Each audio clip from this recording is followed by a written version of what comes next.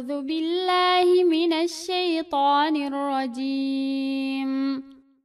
يا أيها الذين آمنوا لا تكونوا كالذين كفروا وقالوا لإخوانهم إذا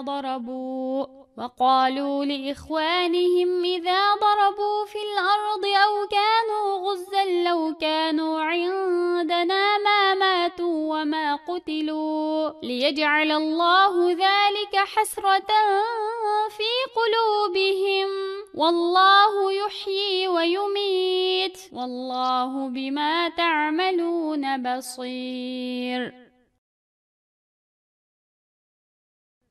Allahqa, onun payg'ambariga iymon keltirgan va islom shariatiga amal qiladigan kishilar, sizlar Allohning keng zaminida o'zining rizqini tepib yeyish uchun safarga chiqqan yoki urushga chiqqanlar bilan birga chiqib o'lgan yoki o'ldirilgan kofir qarindoshlari haqida, ular urushga chiqmay bizning yonimizda qolgan bo'lsa, o'lmaydi va o'ldirilmaydi deyishgan kofirlarni do'rimanglar.